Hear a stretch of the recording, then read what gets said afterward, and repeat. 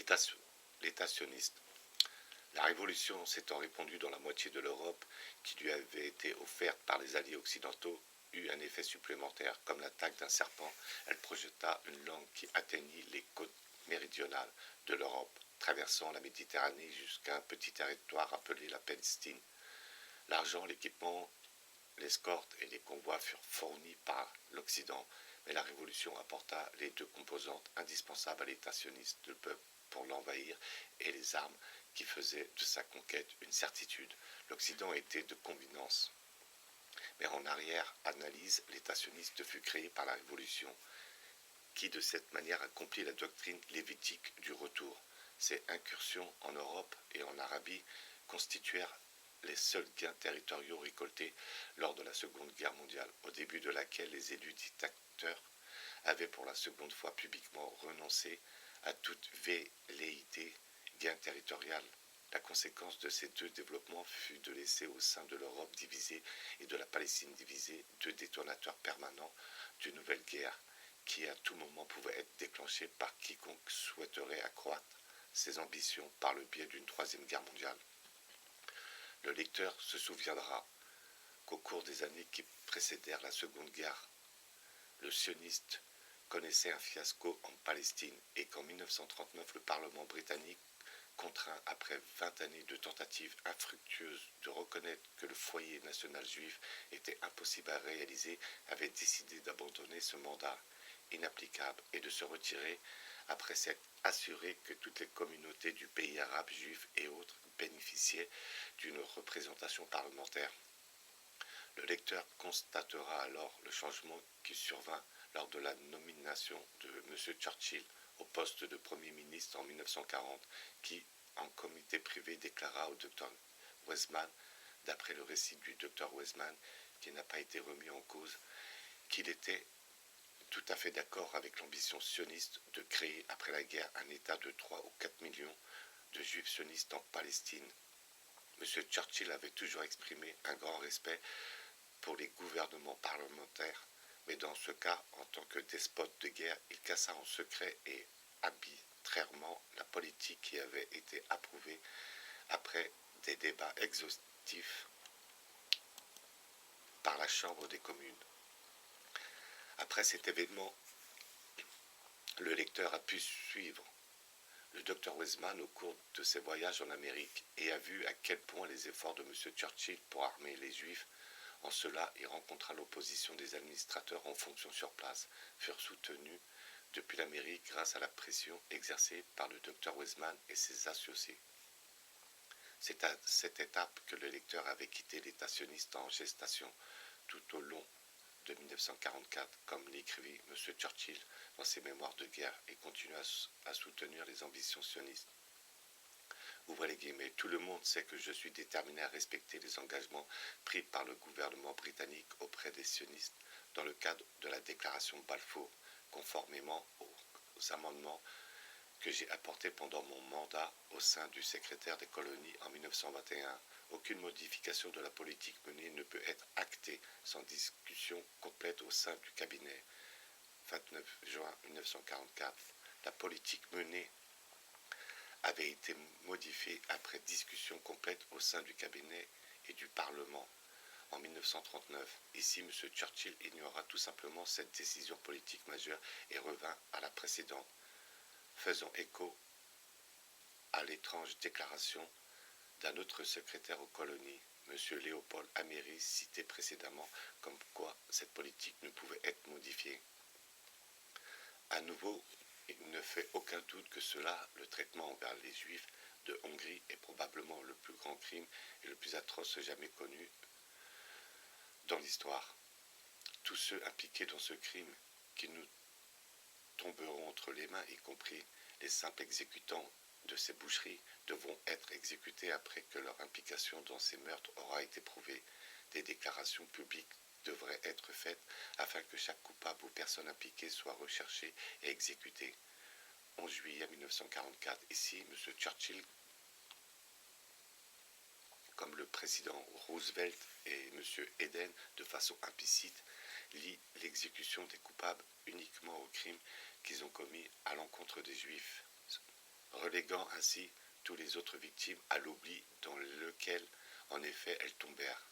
Incidemment, le lecteur a pu voir dans le chapitre précédent que les Juifs faisaient autant partie des tortionnaires que des victimes.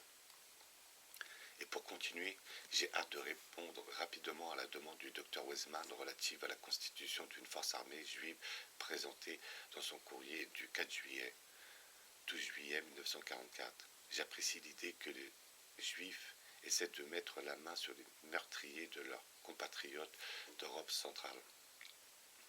Et je pense que cela générerait une grande satisfaction du côté des États-Unis. Je crois que c'est le souhait des Juifs eux-mêmes de combattre les Allemands où qu'ils soient. C'est avec les Allemands qu'ils sont en conflit. 26 juillet 1944, si M. Churchill, comme le déclare M. Weizmann, avait accepté la mise en place en Palestine d'un État constitué de 3 à 4 millions de Juifs sionistes, il aurait dû savoir que le sionisme entretenait un conflit bien plus sévère avec la population des territoires arabes et que toute force armée juive serait plus susceptible de s'attaquer à des tierces parties innocents qu'aux Allemands. La dernière allusion rapportée qu'a faite M. Churchill en tant que Premier ministre pendant la guerre eut lieu après la fin des combats en Europe. Toute la question de la Palestine doit être réglée à la table des négociations. Je ne pense pas que nous devions prendre la responsabilité de gérer cette zone géographique très complexe pendant que les Américains restent en retrait et critiquent.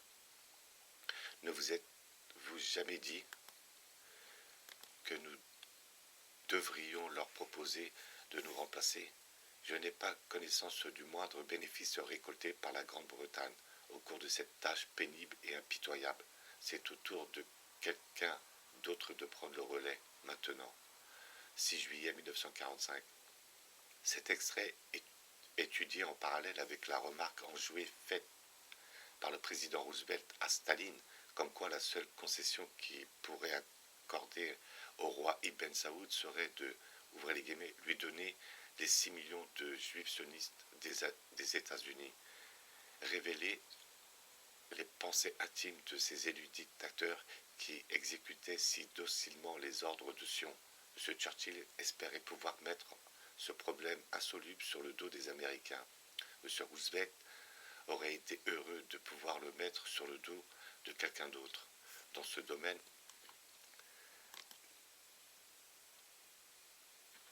les grands hommes comme cela fut prouvé par une remarquable imprudence. Dans chacun des cas, se comportèrent comme le comédien qui, malgré tous ses efforts, n'arrive pas à se libérer du collant papier tue-mouche.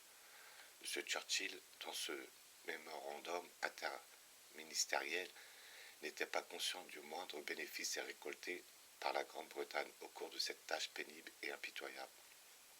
Mais en public, lorsque Sion était à l'écoute, il continua, et cela continue à l'heure où ce livre est rédigé, à applaudir sans limite l'aventure sioniste, ce qui éveilla même la curiosité des critiques juifs, comme nous allons le voir. À l'époque où M. Churchill dicta ce dernier mémorandum, selon lequel la question de la Palestine devait être réglée à la table des négociations, ses propos étaient si décalés qu'il pourrait les avoir tenus à des fins humoristiques. Le problème était clos, puisque les sionistes disposaient d'armes. Les hommes devant utiliser ces armes allaient être illégalement transférés à travers l'Europe depuis le territoire révolutionnaire, comme illustré dans le chapitre précédent, et les principaux partis politiques en Angleterre comme en Amérique étaient prêts à applaudir tout acte d'agression, d'invasion ou de persécution comme par les migrants avec les armes qu'ils avaient obtenues. Cela était particulièrement évident dans le cas du Parti socialiste en Angleterre, qui était à l'époque le pays propriétairement impliqué dans la destinée de la Palestine. Le Parti travailliste tel qu'il se qualifiait, l'Angleterre se présentait comme le défenseur des pauvres, les démunis et les opprimés. Ils avaient été créés et développés avec la promesse de penser pour les retraités, de réduction du chômage, du soin gratuit, ainsi que de défense et de soutien aux faibles, aux pauvres et aux petits gens en général. Alors que la guerre approchait de sa fin, ce parti vit enfin la perspective d'obtenir le pouvoir avec une majorité substantielle. Comme le Parti conservateur et les deux partis américains, et calcula apparemment que même à ce stade la victoire n'était pas tout à fait certaine et qu'elle pourrait être assurée en apaisant Sion. Ainsi, l'objectif principal de sa politique étrangère fut-il de déloger les habitants d'un petit pays lointain, ouvrez les guillemets, encore plus pauvre, plus haï et opprimé depuis plus longtemps encore que les travailleurs britanniques pendant les jours les plus noirs de la révolution industrielle. Pour couronner le tout, en 1944, son leader, M. Clément Attlee, révéla le nouveau dogme du socialisme britannique, ouvrez les guillemets, que les Arabes soient encouragés à quitter la Palestine pendant que les Juifs s'établissent, qu'ils soient généreusement dédommagés pour leurs terres et que leur implantation en un autre lieu soit organisée avec soin et financée largement. 12 ans plus tard, presque 1 million de Palestiniens encouragés à fuir par des bombes continuaient à attendre dans des pays arabes frontaliers et le Parti socialiste britannique, à chaque nouvel événement, demandait plus bruyamment à leur rencontre un châtiment supplémentaire.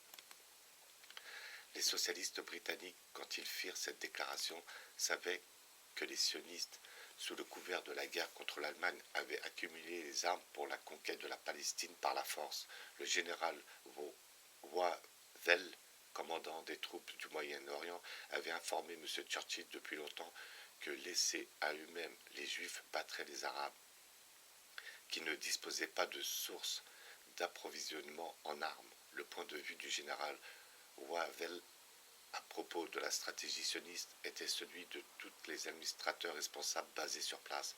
Et c'est pour cette raison que le Dr Weizmann ne l'appréciait pas.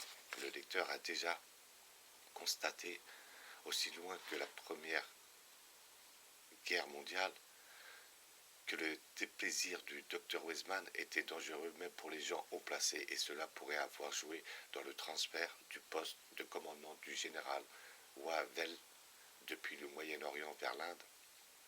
L'ouvrage officiel britannique History of the War in the Middle East décrit le général Wavel comme l'un des plus grands commandements de l'histoire militaire et précise que la fatigue due à ses grandes responsabilités fut aggravée par le sentiment qu'il ne disposait pas de toute la confiance de M. Churchill, qui bombardait son commandement du Moyen-Orient de télégrammes fatigants et inutiles à propos de points de détail. De par sa réfectation, le général Wavel pourrait avoir été une victime supplémentaire du sionisme, et les prouesses militaires britanniques durant la guerre en souffrirent peut-être. Cela ne peut être démontré, bien qu'il s'agisse d'une conjecture raisonnable.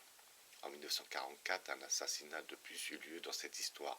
Lord Moynet, en tant que secrétaire aux colonies, était le ministre du cabinet alors en charge de la Palestine, poste précédemment occupé par Lord Lloyd, qui avait été violemment critiqué par M. Churchill pour avoir tardé à armer les Juifs et qui était mort en 1941.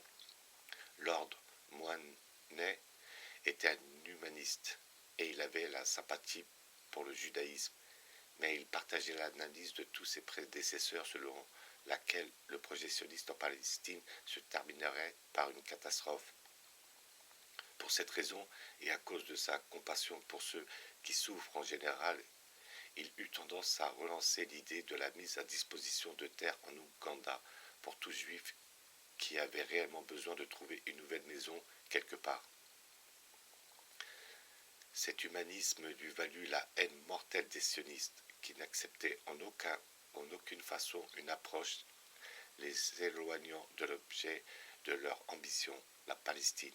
En 1943, Lord Moynet change de point de vue selon Churchill, qui suggéra que le Dr Weizmann se rendit au Caire pour y rencontrer Lord Moynet et se rendre compte par lui-même de cette évolution favorable, avant qu'aucune rencontre n'ait pu avoir lieu.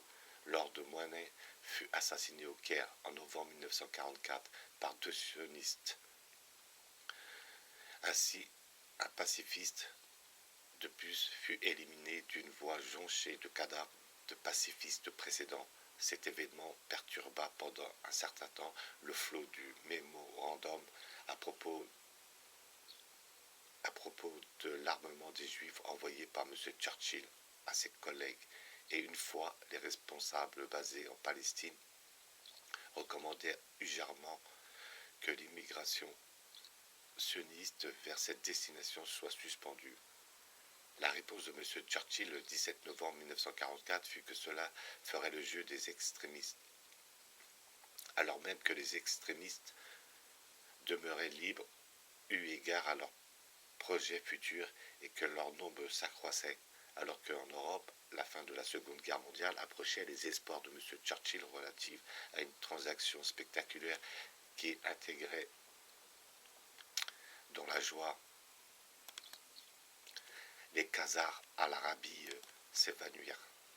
Si sa suggestion selon laquelle Ibn Saoud devait être fait seigneur du Moyen-Orient à condition qu'il s'accorde avec vous, Dr. Weizmann, fut jamais transmise au président Roosevelt par le Dr. Weizmann. Un événement qui eut lieu en 1944 pourrait avoir été le résultat.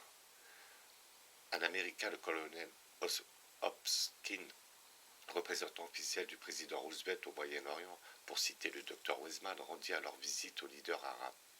Le colonel Hopkins, comme tout homme compétent, ne croyait pas au plan consistant à établir un État sioniste, mais il voulait aider les Juifs à se rendre en Palestine, si certains d'entre eux le souhaitaient, et ce, en accord avec les Arabes.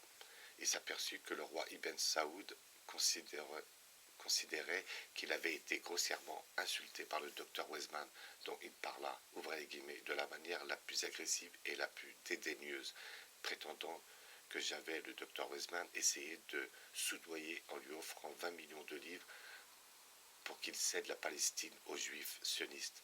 Indigné, il exclut toute proposition de transaction sous de telles conditions. Ainsi, toute perspective d'accord s'évanouit-elle et le colonel Hopkins disparut lui aussi de l'histoire, comme un homme bon vaincu dans sa tentative de résoudre le problème insoluble posé par M. Balfour. Ainsi, alors que la guerre entrait dans ces derniers mois, seules deux alternatives demeuraient. Le gouvernement britannique, abandonnant sa décision de 1939, pouvait continuer à lutter pour essayer de préserver un équilibre impartial entre les autochtones et leurs envahisseurs venus de Russie, ou bien il pouvait laisser tomber le mandat et se retirer, retrait à la suite duquel les sionistes expulseraient les Palestiniens en utilisant les armes issues des théâtres militaires européens et africains.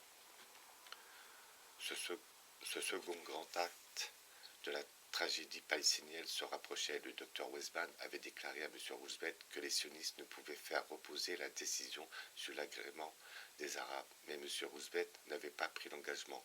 Selon le docteur Weizmann, M. Churchill s'était engagé personnellement en privé. En 1944, le docteur Weizmann devint impatient d'obtenir un engagement public de M. Churchill sous forme d'une déclaration Balfour amendée qui accorderait un territoire en lieu et place du terme vague, ouvrez les guillemets, foyer national à Sion. En 1949, il en voulait encore terriblement à M. Churchill, qui sous le prétexte que la guerre devait d'abord être terminée, s'était abstenu de déclarer publiquement cette capitulation finale.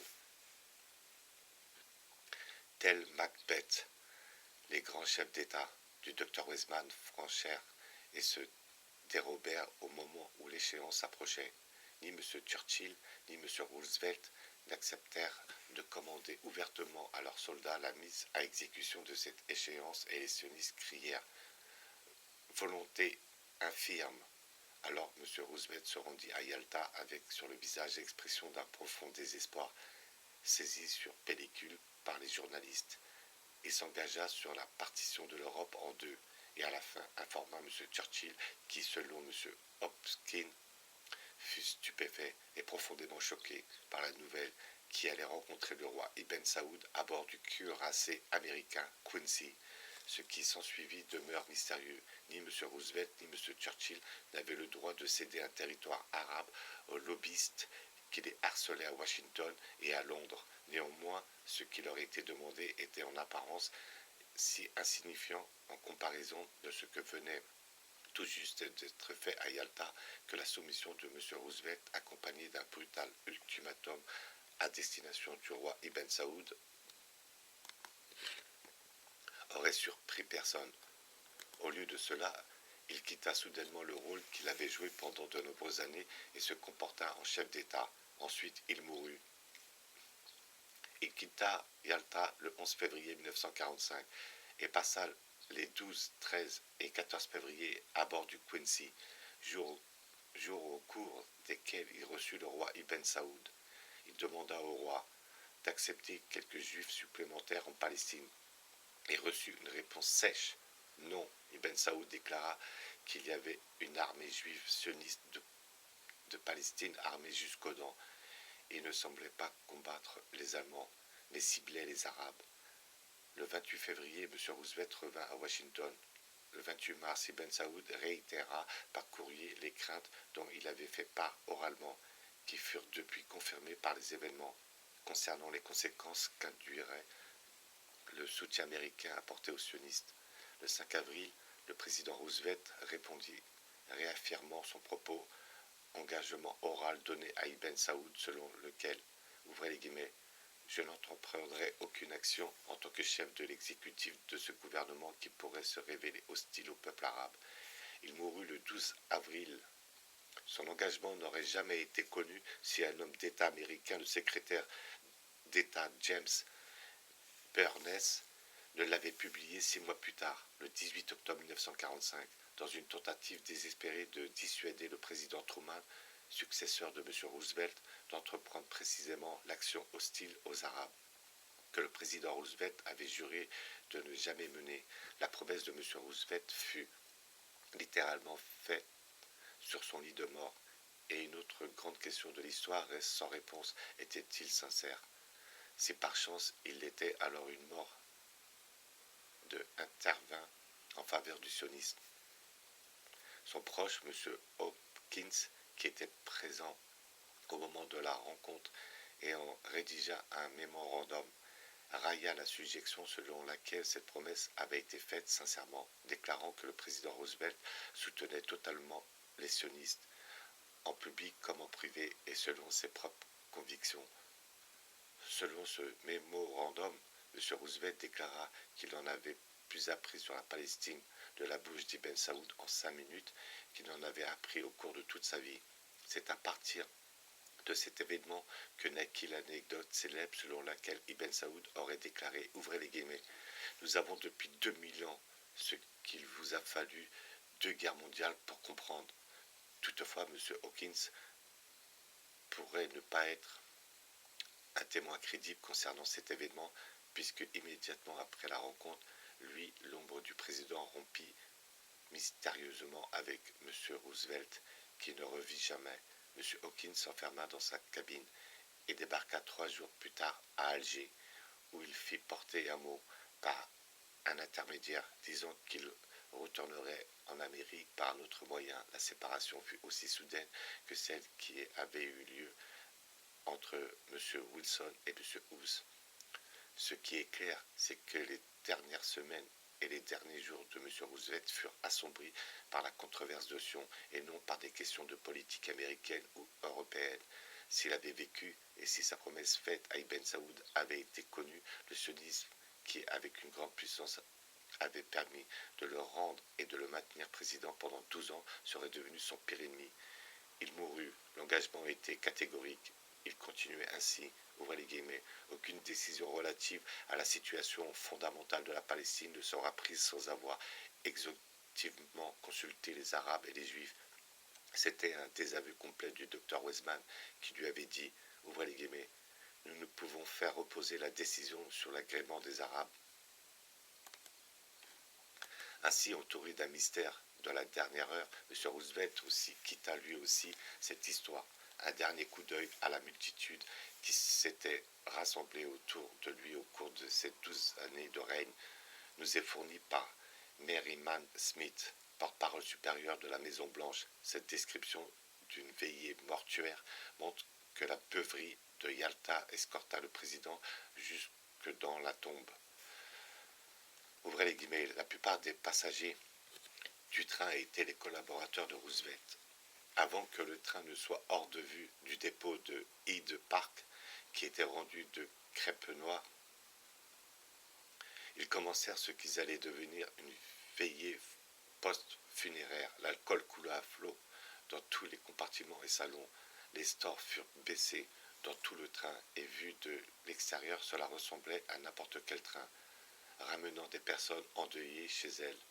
Mais derrière ces rideaux, les membres de l'équipe de M. Roosevelt se payaient ce qu'ils considéraient être du bon temps. Leur patron aurait approuvé. Je vis l'un des chantres du New Deal balancer un plateau de verre vide dans les toilettes et crier sur un ton de fausse bravade. « Allez, cul-sec, on n'a plus besoin de verre. » Les portiers et les serveurs s'agitaient dans tous les sens, courant dans les couloirs avec des plateaux qui débordaient et se renversaient. Si vous n'y avez pas su qui étaient les gens dans le salon, vous auriez cru qu'il s'agissait d'une équipe de rugby de retour après un match. Certains utilisaient le whisky comme un antidote contre les soucis du travail. J'entendis un chœur d'alcooliques chanter « Ce n'est qu'à non revoir ». Tels étaient les cérémoniaux de la vie d'un politicien au cours de ces derniers jours où les troupes marchaient vers une nouvelle victoire, où les armées communistes prenaient possession de la moitié de l'Europe et où les sionistes de Russie étaient transportés par l'Occident vers l'invasion de la Palestine, appuyés des Anglais et des Américains. Concernant cette question palestinienne, la mort libéra M. Roosevelt de son dilemme. M. Churchill resta seul pour y faire face. Il courtisait les sionistes depuis l'époque des élections de 1906. Il avait fait partie du gouvernement britannique de 1917, à propos duquel un ancien membre, M. Léopold Amery, cité en 1952 dans un journal sioniste, déclara, ouvrez les guillemets, « Lorsque nous publiâmes la déclaration Balfour, nous pensions que si les Juifs pouvaient devenir une majorité en Palestine, ils formeraient un État juif. Nous n'envisageons pas une Palestine divisée qui n'existe qu'à l'ouest du Jourdain. » M. Churchill ne fit jamais part publiquement de telles intentions. En effet, il les rejeta.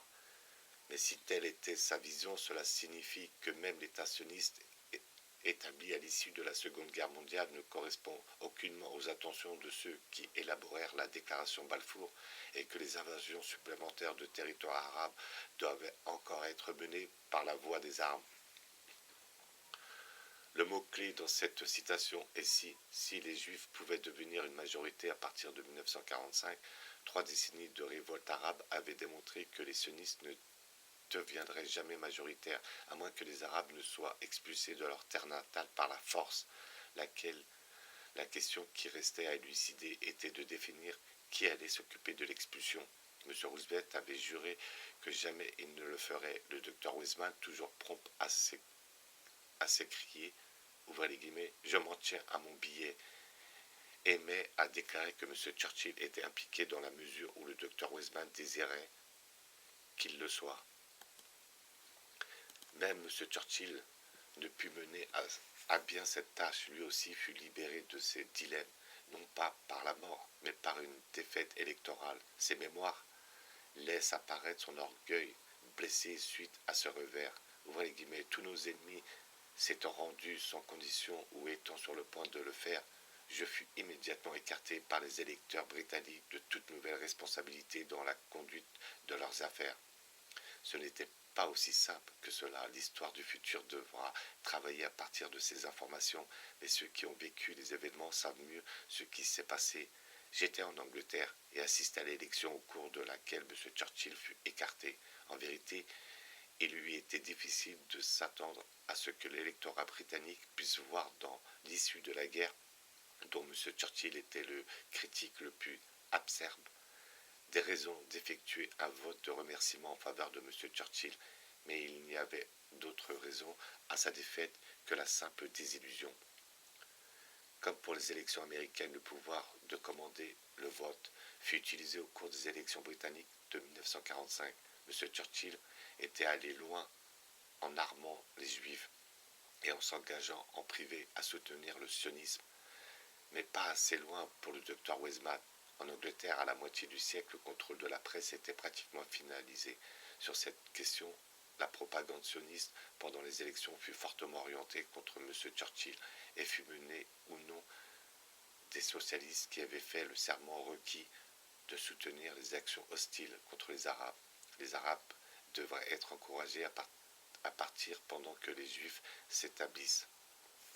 L'ensemble des parlementaires juifs bascula d'un coup du côté du Parti socialiste et se concentra dans sa mouvance la plus à gauche, là où se cachaient les communistes. Avec une grande satisfaction, les sionistes assistèrent à la déconfiture de leurs champions de 1906, 1917, 1939. Le docteur Weizmann déclara que la victoire des socialistes et l'échec de M. Churchill emplit de joie tous les libéraux. C'était la récompense pour les 40 années de soutien au sionisme de M. Churchill.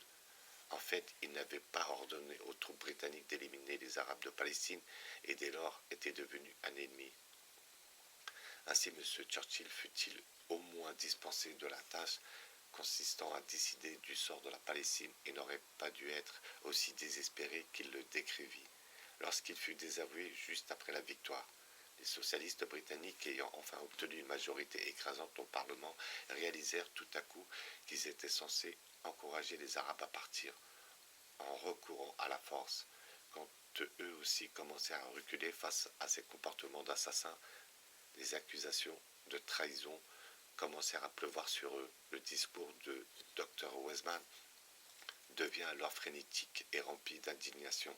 D'après ses déclarations, le gouvernement socialiste, 3 mois après son élection, rompit la promesse qu'il avait répétée au peuple juif si souvent, si clairement et même avec véhémence pendant 40 ans. Lord Curzon semble avoir été le seul dirigeant politique impliqué dans cette affaire à réaliser que même le plus banal mot de sympathie confié au Dr. Weizmann serait plus tard mis en avant comme une promesse donnée solennellement et rompue lâchement. Parmi les socialistes victorieux, un homme de parti talentueux, un certain M. Hall, hérita du secrétaire aux colonies de Lord Monnet, et les autres assassinés ou diffamés, et était tout juste en poste lorsqu'une délégation du Congrès sioniste mondial se présenta. Ouvrez le guillemets, je dois dire que l'attitude adoptée par les membres de la délégation fut différente de tout ce que j'avais jamais observé. Il ne s'agissait pas d'une requête visant à ce que le gouvernement de Sa Majesté étudie les décisions de la conférence sioniste, mais d'une demande visant à ce que le gouvernement de Sa Majesté exécute ce que le Congrès sioniste lui ordonnait. 10 ans plus tard, un ex-président américain, M. Truman, se souvint avec le même étonnement candide de visites similaires qui avaient eu lieu pendant son mandat.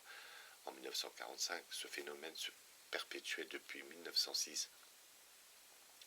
Ce que cela dérange, la léthargie politique de M. Hall. Peu après, il fut évincé du secrétariat aux colonies après qu'on ait soudainement réalisé qu'il avait les qualités requises pour accéder à la pairie. Le gouvernement socialiste de 1945, qui en politique intérieure fut sans doute le pire qu'un pays sortant de la guerre et ayant besoin d'être revivifié, aurait pu connaître rendit un service à son pays dans le domaine de la politique étrangère. Il sauva en honneur ce qui pouvait être sauvé. Malgré la pression venant des 4 coins de la planète, il refusa de jouer en Palestine le rôle d'assassin. Il ne protégea pas les Arabes, et à ce moment-là, il n'en avait probablement pas les moyens. Au moins, il ne les détruisit pas au nom du maître sioniste. Cette réussite fut l'œuvre exclusive d'un certain monsieur Ernest Pevin, qui selon moi fut le plus grand homme politique britannique du XXe siècle, selon les comptes rendus du roi George IV. Le plus discret des monarques pressa le nouveau Premier ministre socialiste, M. Attlee,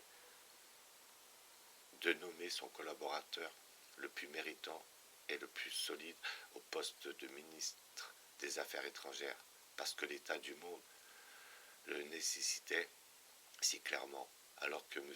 Attlee remania la liste qu'il avait déjà élaborée, élimina le nom de quelques valeureux, libéral qui aurait pu impliquer son pays dans le futur pogrom arabe émis à la place celui de M. Bevin.